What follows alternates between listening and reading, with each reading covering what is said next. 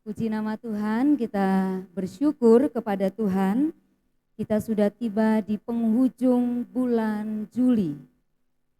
Dari bulan ke bulan, dari minggu ke minggu, dari hari ke hari, Tuhan tetap ada membersamai kita masing-masing dan tetap menuntun menyertai langkah kehidupan kita. Pada pagi hari ini saya ingin mengajak jemaat sekalian untuk membaca satu bagian firman Tuhan di dalam Injil Yohanes pasal 1, Injil Yohanes 8 ayat 1 sampai ayatnya yang ke-11. Injil Yohanes pasal 8 ayat 1 sampai ayatnya yang ke-11. Bapak Ibu jemaat, saya persilakan bangkit berdiri, kita akan membaca bagian-bagian firman Tuhan ini secara bergantian.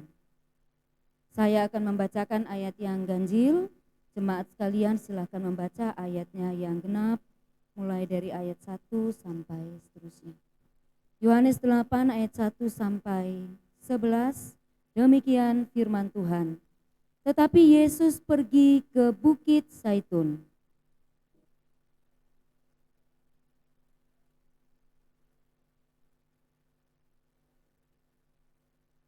Maka ahli-ahli Taurat dan orang-orang Farisi membawa kepadanya seorang perempuan yang kedapatan berbuat zina.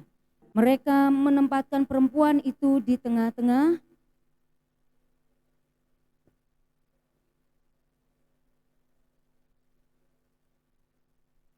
Musa dalam hukum Taurat memerintahkan kita untuk melempari perempuan-perempuan yang demikian. Apakah pendapatmu tentang hal itu?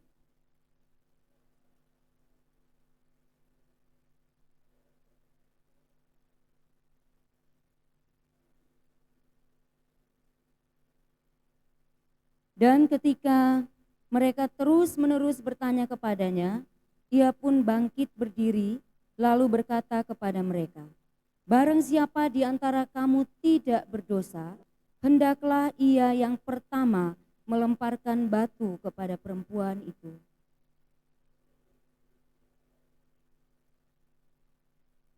Tetapi setelah mereka mendengar perkataan itu, pergilah mereka seorang demi seorang, mulai dari yang tertua.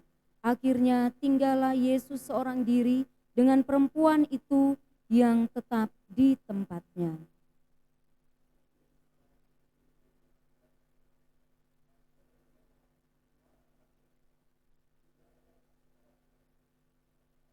Jawabnya, tidak ada Tuhan.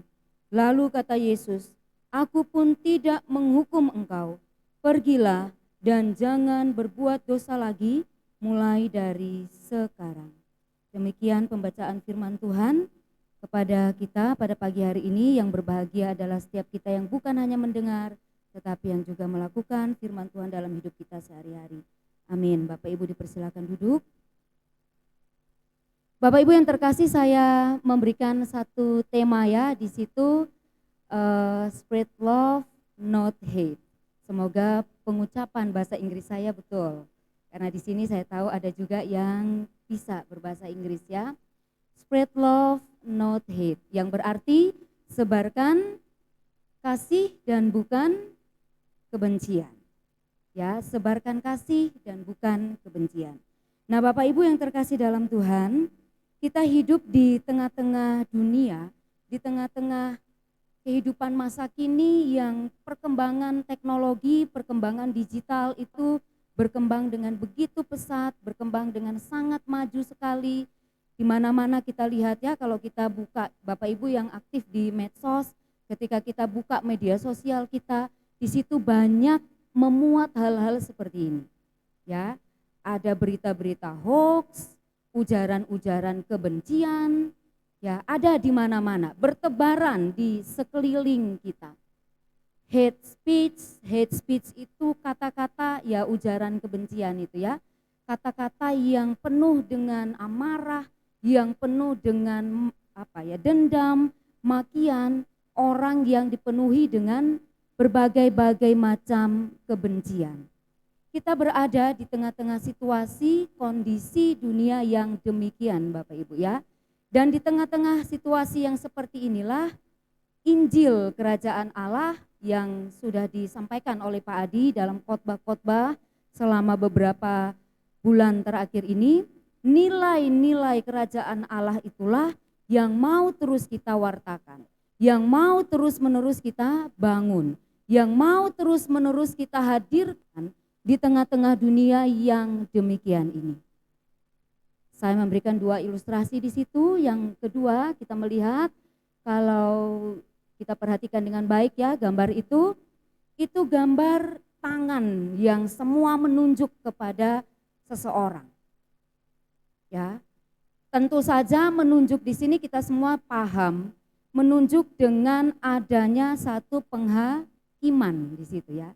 Bukan menunjuk dengan kasih, bukan, tetapi menunjuk seperti ini. Kalau kita menunjuk seperti ini, kita sudah sering melihat ilustrasi ini ya. Berapa jari yang kembali kepada kita Bapak Ibu? Kita nunjuk seperti ini, 4 ya, 4, 3 sebetulnya, yang lebih tepatnya pas ke arah kita itu 3. Ya, ketika kita menunjuk seseorang seperti ini, gini ya, kan cenderung seperti itu ya. Tidak boleh gini, tidak boleh gini, tidak boleh gini, dan seterusnya. Kamu seperti ini, kamu seperti ini, kamu seperti ini. Tanpa kita sadari, 3 yang lainnya itu kembali kepada kita. Artinya di sini Bapak Ibu, kita perlu bersikap hati-hati sebelum kita mengucapkan sesuatu kepada orang lain, sebelum kita berkata-kata sesuatu kepada orang lain, sebelum kita mengkritik orang lain, sebelum kita ngomong sesuatu kepada orang lain, itu betul-betul harus kita pikirkan dengan baik. Baik secara lisan langsung maupun lewat tulisan atau lewat kata-kata. Selama ini ada pepatah yang mengatakan mulutmu, Bapak Ibu lanjutkan, harimaumu. Ya, artinya kalau kita tidak bisa menjaga kata-kata kita, itu seperti harimau yang akan menerkam kita kembali dengan kata-kata yang tidak kita jaga dengan baik itu. Nah sekarang ditambah lagi, bukan mulutmu harimaumu, tetapi jari-jari kita itu juga menjadi harimau kita, bisa menjadi harimau kita. Artinya apa Bapak Ibu? Ketika kita sebelum menuliskan sesuatu, ya baik di medsos kita atau mengirim pesan-pesan pribadi atau menyebarkan sesuatu, itu harus kita pertimbangkan dengan baik. Harus kita pikirkan terlebih dahulu dengan sebaik-baiknya. Agar apa yang kita tuliskan, agar apa yang kita ucapkan, agar apa yang kita perbincangkan, ya baik lisan tertulis semuanya itu betul-betul kita spread love. Menyebarkan kasih dan bukan kebencian. Ya, Bapak Ibu setuju ya dengan saya ya? Di tengah-tengah dunia yang sudah sudah penuh dengan berbagai-bagai macam hal yang kadang membuat kita takut, gelisah, khawatir, cemas itu, marilah kita hadir di sana dengan membawa kasih itu. Saya mengutip satu pernyataan dari Bapak Gereja yang bernama Agustinus dari Hippo, hidup pada tahun 354 sampai 430 Masehi. Agustinus adalah salah satu bapak gereja yang paling berpengaruh ya. Baginya istilah kasih atau caritas atau yang dalam bahasa Yunaninya kita sering mendengar dengan kata agape, itu adalah esensi dari kehidupan Kristen dan tujuan akhir dari semua tindakan. Ya, kasih itu menjadi satu dasar yang penting Bapak Ibu. Karena memang Allah itu sendiri adalah kasih adanya. Sifat dasar Allah itu adalah kasih. Allah adalah kasih sehingga dia begitu mengasihi dunia ini dan seterusnya. Sehingga kasih Allah inilah yang harusnya menjadi dasar, menjadi esensi dalam kehidupan kita sebagai pengikut-pengikut Tuhan. Sebagai orang Kristen, salah satu ciri kita adalah harus punya kasih. Ini tidak bisa tidak. Ini hal yang harus. Ini adalah hal yang mutlak. Ini adalah hal yang harus mau tidak mau, suka tidak suka, kita harus punya yang namanya kasih. Dan memang di mana-mana orang Kristen itu identik dengan kasih. Betul ya Bapak Ibu ya. Kemarin ketika peristiwa yang sangat menggemparkan sekali ketika ada anak-anak yang retreat, kemudian mereka didatangi oleh sekelompok orang, kemudian terjadi seperti itu ya, saya tidak perlu menjelaskan karena ini juga live streaming. Tetapi kita melihat respon dari yang punya rumah itu ketika dikasih bantuan, apa yang dia lakukan? Apakah mereka membalas kejahatan dengan kejahatan? Tidak, tidak melawan sama sekali. Bahkan bantuan uang yang diterima pun itu akhirnya diberikan lagi kepada orang-orang tersebut. Itulah yang disebut dengan kasih. Itulah yang disebut dengan kasih yang sejati. Dan itu yang Tuhan mau kita lakukan bersama-sama. Ya, kasih itu adalah cinta yang berpusat pada Tuhan. Sumbernya, dasarnya kasih kita itu harus bersumber pada Tuhan, pada Yesus. Kalau dasar kasih kita salah, maka kasih kita itu hanya akan bersifat sementara. Kasih kita bersyarat kalau kasih kita itu tidak berpusat atau tidak bersumber pada Tuhan. Kasih yang Bapak Ibu dan saya punya itu harus berpusat, harus bersumber pada Tuhan. Itu yang dikatakan juga oleh Agustinus. Jadi kalau kita membangun kasih, kita spread love, menyebarkan kasih itu, tapi kasih kita itu pura-pura, kasih kita itu hanya sementara, kasih itu ada udang di balik batu, kasih kita itu kasih yang bersyarat, maka itu bukan kasih. Saya mengasihi Pak Adi Eli karena Pak Adi Eli suami saya. Itu kasih yang bersyarat. Saya mengasihi Pak Adi karena, ada kata karena. Kalau misalnya Pak Adi bukan suami saya tidak mengasihi Pak Adi dong. Nah, seperti itu ya logikanya. Ya. Atau saya mengasihi si A karena dia yang selama ini mendukung, misalnya ya, memberikan, menabur banyak untuk pelayanan gereja dan seterusnya. Itu kasih yang bersyarat. Bukan kasih ini yang Tuhan maksudkan, tapi kasih yang betul-betul berpusat, bersumber hanya kepada Tuhan. Dan kalau kita sudah punya ini Bapak Ibu, ya, kalau dasar kasih kita ini sudah benar, dasar kasih kita ini harus betul dulu, harus benar dulu, harus sesuai dengan maunya Tuhan dulu, harus alkitabiah dulu, baru nanti kita bisa menyebarkan kasih itu. Ya, sehingga nanti ketika kita bertemu, berjumpa dengan orang-orang yang menyakiti hati kita bisa tetap mengasihi enggak Bapak Ibu? Kita bisa mengasihi enggak Bapak Ibu? Kalau kasih kita sudah benar nih. Orang itu menyakiti hati kita masih bisa mengasihi dia? Harusnya bisa, harusnya ya, harusnya bisa. Karena Tuhan sendiri kan juga bilang ya, kasihilah musuhmu dan berdoalah bagi mereka. Jangan membalas kejahatan dengan kejahatan, balaslah kejahatan dengan kebaikan. Loh itu susah loh Bapak Ibu.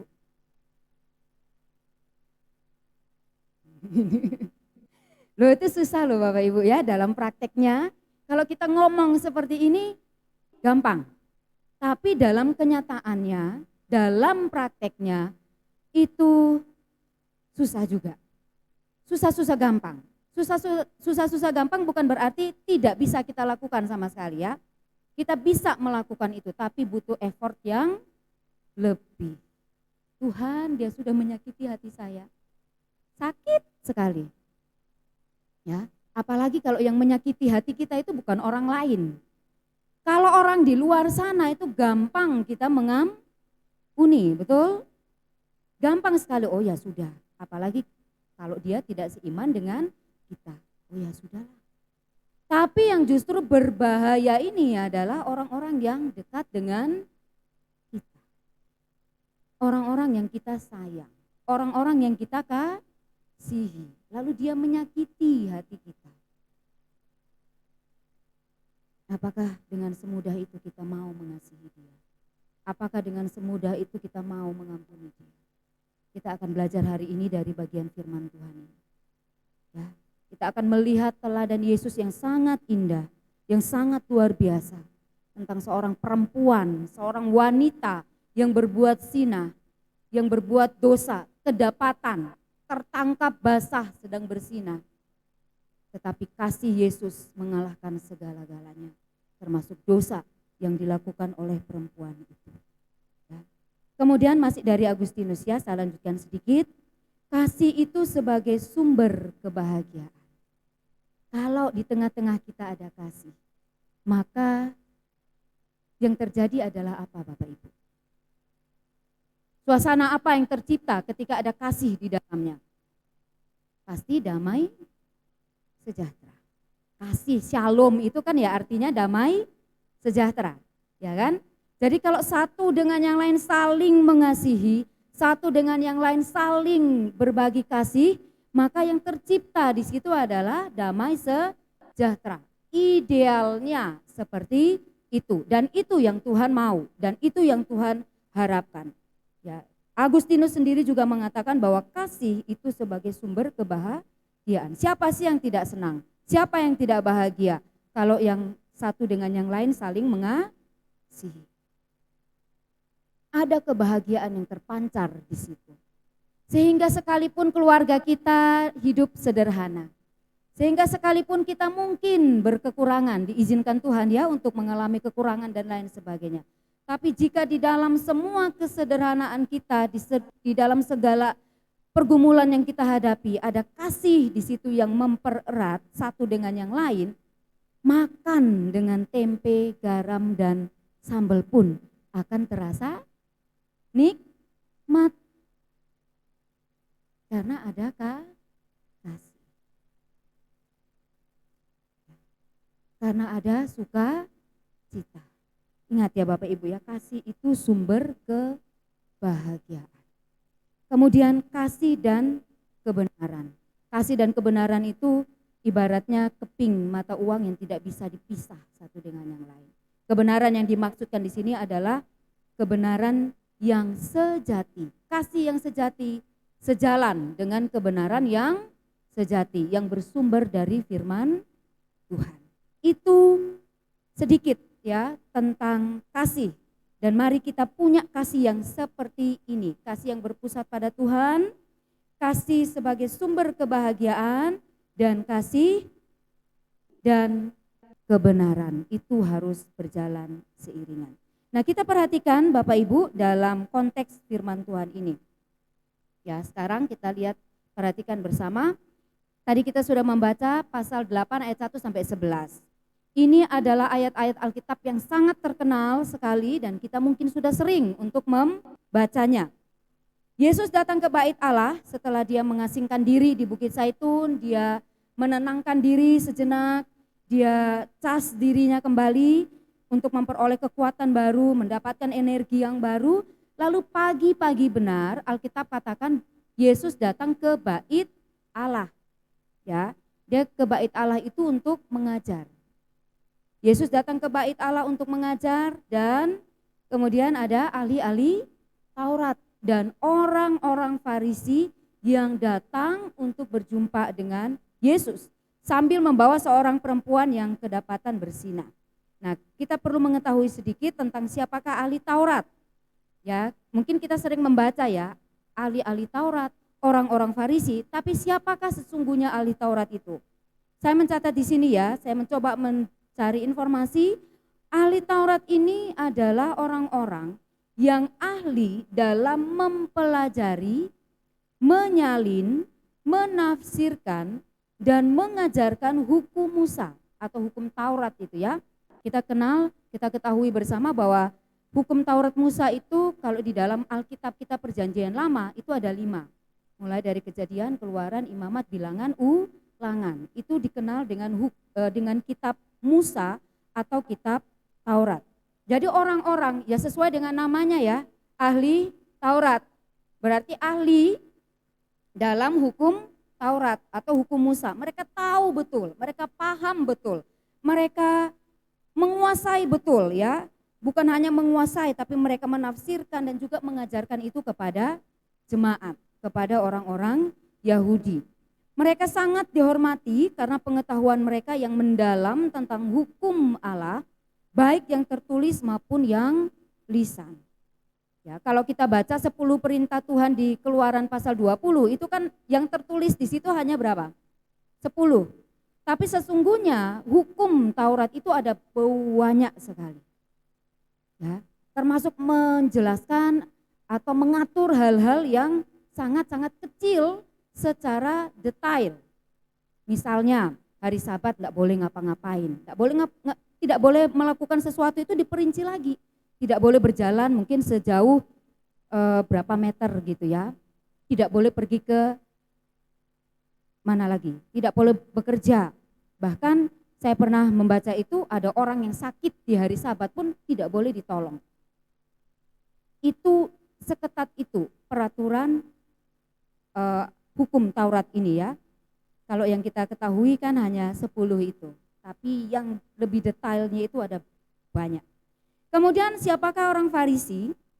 Orang Farisi ini juga hampir sama dengan ahli-ahli Taurat. Mereka ini bestie ya, pada waktu zamannya Tuhan Yesus itu ahli Taurat dan ahli Farisi ini mereka bestie gitu ya. Mereka berteman dengan baik dua kelompok ini atau dua golongan ini. Nah, orang Farisi ini adalah orang-orang yang sangat menekankan ketaatan mutlak pada hukum Musa dan adat istiadat nenek moyang, tradisi lisan. Mereka juga percaya bahwa ketaatan pada Taurat adalah tugas pribadi, tugas orang-orang Yahudi secara pribadi maupun secara nasional sebagai satu bangsa. Ya, jadi mereka ini betul-betul kelompok-kelompok orang, golongan-golongan orang yang memegang adat istiadat, tradisi, hukum-hukum baik yang tertulis maupun yang tidak tertulis itu dengan sangat-sangat ketat. Nah, seperti itu ya. Nah, dua kelompok inilah yang sering berjumpa dengan Yesus ketika Yesus dalam pelayanannya. Nah, kedua orang inilah, kelompok inilah yang harus yang nantinya datang ya kepada Yesus membawa perempuan yang kedapatan berbuat dosa. Orang-orang Farisi dan ahli-ahli Taurat membawa wanita itu, membawa perempuan ini untuk datang kepada Yesus. Lalu mereka memberikan pertanyaan kepada Yesus ya. Tapi sebelumnya kita lihat dulu di dalam Imamat 20 ayat 10. Bisa ditampilkan, oh ya, itu saya sudah cantumkan ayatnya di situ. Mereka bertanya kepada Yesus, ya, jika seorang laki-laki berzinah dengan perempuan yang sudah bersuami, maka laki-laki dan perempuan yang berzinah itu harus dihukum mati. Ini menurut Imamat 20 ayat 10. Ini hukum Musa. Ini hukum Taurat yang harus mereka lakukan. Ya, yang harus mereka lakukan. Jadi mereka datang kepada Yesus itu dengan mengutip ayat Alkitab yang ada di dalam kitab Imamat. Dengan tujuan sebetulnya untuk menguji Yesus. Kemudian di dalam kitab Ulangan 22 ayat 22 sampai 24. Ini latar belakang ya Bapak Ibu ya. Latar belakang kenapa perempuan yang kedapatan berzinah ini harus dihukum mati. Karena ada latar belakangnya dari dalam perjanjian lama. Apabila seorang, saya membaca di sini saja, saya turun ya. Apabila seseorang kedapatan tidur dengan seorang perempuan yang bersuami, maka haruslah keduanya dibunuh mati. Laki-laki yang telah tidur dengan perempuan itu dan perempuan itu juga. Jadi bukan hanya perempuan yang dihukum, laki-lakinya juga. Tapi kenyataannya yang dibawa kepada Yesus siapa? Hanya perempuan itu saja. Laki-lakinya kemana? Tidak dijelaskan di dalam Alkitab. Ya, tapi harusnya yang mendapatkan hukuman adalah laki-laki dan perempuan. Demikianlah harus kehapuskan yang jahat itu dari antara orang Israel. Apabila ada seorang gadis yang masih perawan dan yang sudah bertunangan, jika seorang laki-laki bertemu dengan dia di kota dan tidur dengan dia, maka haruslah mereka keduanya kamu bawa keluar ke pintu gerbang kota dan kamu lempari dengan batu sehingga mati. Gadis itu karena walaupun di kota, ia tidak berteriak-teriak, dan laki-laki itu karena ia telah memperkosa istri sesamanya manusia. Demikianlah harus kehapuskan yang jahat itu dari tengah-tengahmu. Jadi inilah yang berlaku pada orang-orang Israel, orang-orang Yahudi pada masa itu. Orang yang ketahuan berbuat zina harus dihukum mati. Ya, harus dihukum mati. Tetapi tadi saya sudah katakan, yang dibawa oleh ahli-ahli Taurat dan orang-orang Farisi itu hanya perempuan ini saja. Yang laki-lakinya tidak ada, tidak dijelaskan, tidak dicantumkan di situ. Kemudian mereka memberikan pertanyaan ya untuk menguji Yesus. Ya, dan mereka seakan-akan tadi kita sudah baca di dalam Alkitab, ya. Mereka memberi pertanyaan untuk menguji dia. Kira-kira Yesus ini jawabnya apa? Kalau Yesus bilang, ya dia bersalah, hukum dia.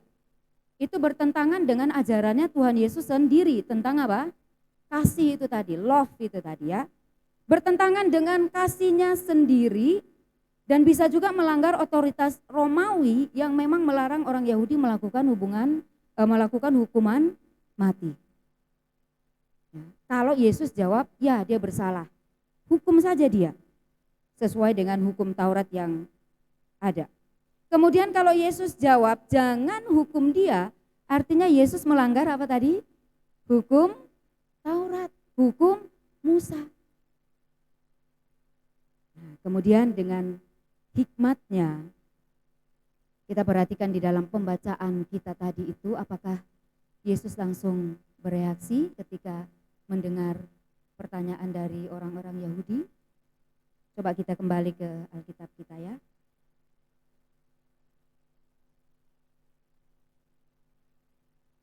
Di dalam ayatnya yang ke-6 dulu, kita perhatikan di situ. Mereka mengatakan hal itu untuk apa? Mencobai Tuhan. Untuk mencobai dia. Supaya mereka memperoleh sesuatu untuk apa? Menyalahkan Tuhan. Karena mungkin selama ini mereka sudah berusaha ya mencari celah, mencari kesalahannya Yesus ini di mana sih. Tetapi mereka tidak pernah menemukan celah atau kesalahan yang dilakukan Yesus. Mereka mengatakan hal itu untuk mencobai dia supaya mereka memperoleh sesuatu untuk menyalahkannya. Ya. Jadi ini mereka bertanya kepada Yesus tapi dengan niat yang tidak baik, ya, dengan niat yang jelek. Tetapi Yesus membungkuk lalu menulis dengan jarinya di tanah. Yesus tidak langsung berkonfrontir dengan mereka. Yesus tidak langsung membuka dialog dengan ahli-ahli Taurat dan orang-orang Farisi.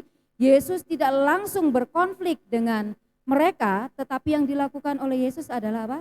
Dia membungkuk di tanah, kemudian dia mencoret-coret, tidak tahu apa yang ditulis oleh Tuhan Yesus. Itu menunjukkan satu sikap Yesus yang tidak gegabah.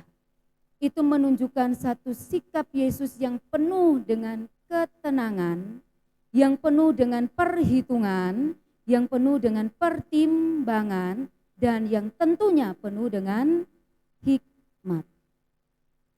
Ya, dia tidak langsung membalas. Dia tidak langsung memberikan jawaban terhadap pertanyaan dari ahli-ahli Taurat dan orang-orang Farisi itu. Kemudian kita perhatikan di dalam ayat-ayat selanjutnya. Dan ketika mereka terus-menerus bertanya kepadanya, jadi Yesus ini didesak terus nih ya, dengan pertanyaan yang banyak. Dia didesak terus supaya Yesus bisa memberikan jawaban. Ditanya lagi, ditanya lagi, ditanya lagi. Terus menerus bertanya kepadanya. Lalu Yesus berdiri, bangkit berdiri dan berkata kepada mereka. Jadi Yesus tidak memberikan jawaban, Bapak Ibu. Dia tidak mengatakan iya, dia tidak mengatakan tidak.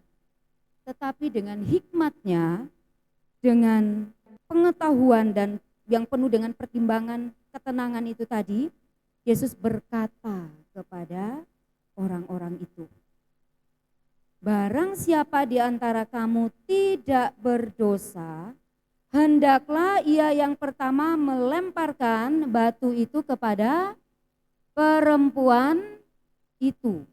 Yesus balik memberikan pernyataan kepada ahli-ahli Taurat dan orang-orang Farisi ini. Silahkan, kalau kalian tidak berdosa, tidak punya kesalahan, kalian yang tidak pernah berbuat dosa dan salah itu silahkan lempari wanita ini dengan batu. Ya, seperti itu. Kemudian dia membungkuk, ayat 8, lalu Yesus membungkuk pula dan menulis di tanah. Ya, memberikan kesempatan kepada mereka untuk berpikir. Tetapi setelah mereka mendengar perkataan itu, setelah Yesus selesai ngomong seperti itu, ya mereka seorang demi seorang, dikatakan mulai dari yang tertua. Mulai dari yang tertua seorang demi seorang pergi meninggalkan wanita yang berdosa ini. Artinya apa? Mereka pun menyadari bahwa mereka adalah orang-orang yang berdosa. Tidak layak memberikan penghakiman kepada wanita yang berdosa ini, sesama orang berdosa. Tidak layak untuk memberikan penghakiman. Penghakiman itu adalah haknya. Siapa Bapak Ibu? Haknya Tuhan. Bukan berarti Yesus sendiri juga kompromi dengan dosa ya. Tidak. Yesus tidak berkompromi dengan dosa, sehingga nanti ketika kita membaca di bagian terakhir dari ayat ini, Tuhan bilang apa kepada perempuan itu? Pergilah dan jangan berbuat dosa lagi. Yesus tidak pernah berkompromi dengan dosa, tapi Yesus juga tidak mau orang-orang ini main hakim sendiri. Yesus tidak mau orang-orang ini ahli-ahli Taurat, orang-orang Farisi yang merasa diri mereka hebat, pandai, tahu segala sesuatu tentang Alkitab, tahu segala sesuatu tentang firman Tuhan, ya, menjadi hakim atas perempuan ini. Waduh, saya membayangkan ya perempuan ini, bagaimana kalau misalnya kita yang berada di posisi dia. Coba kita sedikit membayangkan saja. Di hadapan banyak orang ini Bapak Ibu ya. Di hadapan banyak orang tidak ada pembelanya sama sekali. Semua yang datang membawa batu, siap melempari perempuan ini dengan batu sampai mati. Dia sudah siap sebetulnya untuk menerima hukuman. Dia sudah pasrah ya dari sisi perempuan ini ya. Dia sudah tidak bisa berbuat apa lagi. Tidak ada jalan keluar. Dan kalau seandainya Yesus tidak hadir di situ, ya mungkin dia jadi dihukum mati. Ya, seperti itu. Wanita ini berada dalam satu posisi yang sangat sulit. Perempuan ini berada dalam satu bahaya. Perempuan ini berada dalam satu situasi di mana dia tidak punya pilihan yang lain. Mau tidak mau dia harus siap untuk menerima hukuman. Karena itulah hukuman yang berlaku pada waktu itu. Tetapi Yesus datang. Yesus hadir di situ. Bukan untuk menghakimi wanita ini. Bapak Ibu ingat ini baik-baik ya. Yesus ada di situ bersama dengan perempuan ini di dalam bait Allah ya. Kalau konteks Alkitab tadi di dalam bait Allah itu peristiwanya. Itu ya, di halaman bait Allah, di seputaran bait Allah. Di dalam bait Allah itulah, atau di halaman bait Allah, di seputaran bait Allah itulah Yesus memberitakan kasih-Nya. Dia hadir di situ bukan sebagai hakim yang ikut menghakimi perempuan yang berdosa ini. Dia hadir di sana bukan dengan tujuan untuk mengujar kebencian, kata-kata yang penuh dengan amarah, makian, celaan, hinaan, dakwaan. Ya. Tetapi Tuhan ada bersama dengan perempuan di situ, menjadi pembela bagi wanita yang berdosa.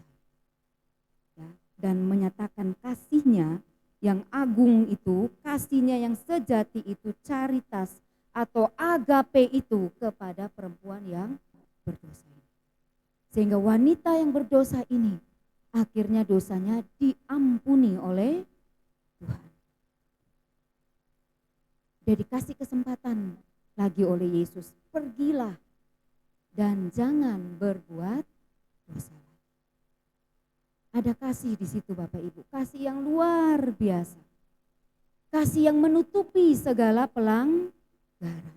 Kasih yang menutupi dosa. Ini dosa berzina ini enggak main-main Bapak Ibu. Enggak main-main. Zaman sekarang aja kalau orang yang berzina, orang yang berselingkuh, orang yang terlibat dalam hal-hal seperti itu bagi kita sulit untuk memaafkan. Kalau sudah hati kita terluka. Ya. Ini tidak main-main. Tetapi dosa yang sebesar itu pun, ya Tuhan bilang apa? Pergilah dan jangan berbuat dosa. Ada kasih yang Yesus berikan. Ada pengampunan yang Tuhan kasih kepada perempuan yang berdosa ini. Dan mari kita belajar dari teladan Tuhan Yesus ini untuk kita juga bisa menyebarkan kasih dan bukan seperti orang-orang ahli-ahli Taurat dan orang-orang Farisi yang menyebarkan kebencian. Seperti itu ya. Mari kita hadir di dalam keluarga kita spread love itu tadi. Kita membagi kasih kita. Sekalipun itu sangat apa Bapak Ibu? Sangat susah, sangat sulit, sangat berat. Tapi bukan berarti kita tidak bisa. Bapak Ibu dan saya dikasih kekuatan, dikasih kemampuan, Roh Kudus itulah yang akan memampukan kita untuk kita juga bisa mengasihi. Yesus telah memberikan contoh dan teladan yang baik. Dan dalam pelayanan Yesus di dalam kitab Injil, ketika kita mempelajari ya, kita membaca kitab-kitab Injil, Yesus itu sangat dekat dengan orang-orang yang terpinggirkan Bapak Ibu. Yesus itu sangat dekat dengan mereka yang patah hatinya, yang remuk hatinya, yang direndahkan, yang diremehkan, yang dikucilkan, yang dijauhkan. Yesus dekat dengan orang-orang yang demikian. Dia membagikan kasihnya kepada orang-orang itu. Artinya apa? Artinya Yesus menerima kita dengan segala keberadaan hidup kita apapun itu. Masa lalu kita Yesus perhitungkan. Tadi kita sudah nyanyi lagu itu ya. Tak peduli apa selanjutnya. Masa lalu. Kemudian selanjutnya apa Mbak Maria? Engkau apa? Tuhan mau terima kita apa adanya. Tidak peduli masa lalu kita sehitam apapun, segelap apapun, sepahit apapun, Tuhan mau terima kita kembali.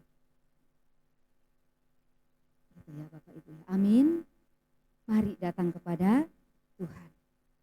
Dosa apa yang kita sedang simpan saat ini? Tidak ada satupun yang tersembunyi di hadapan Tuhan. Ya. Itu respon ya, respon. Oh ini sudah di ending ya. Coba balik ke slide yang respon Yesus kepada perempuan yang bersinah itu. Di slide itu, ya. Ini saya catat di sini respon Yesus kepada perempuan yang bersinah itu. Saya membayangkan Tuhan itu tidak berkata dengan suara yang meledak-ledak, suara yang suara yang keras, tidak. Saya membayangkan Yesus menghampiri perempuan itu, lalu Yesus berkata dengan penuh kelembutan. Ya, di dalam ayat keberapa itu Yesus bilang kepada perempuan itu, ntar saya buka Alkitab saja. Hai perempuan, di manakah mereka? Tidak adakah seorang yang menghukum engkau? Jawab wanita itu, tidak ada. Lalu saya membayangkan Yesus berkata dengan penuh kelembutan, aku pun tidak menghukum engkau. Waduh, ini satu kata-kata yang sangat menenangkan sekali. Amin. Satu kata yang sangat menghibur. Satu kata yang sangat menguatkan.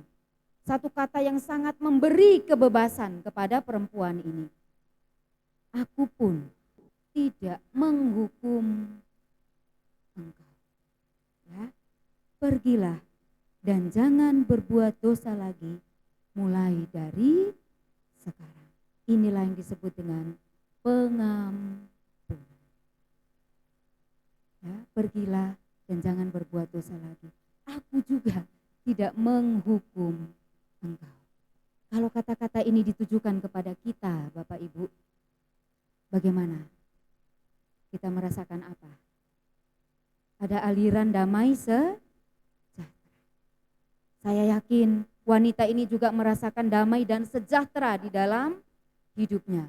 Saya yakin perempuan ini mengalami satu kelegaan di dalam hidupnya.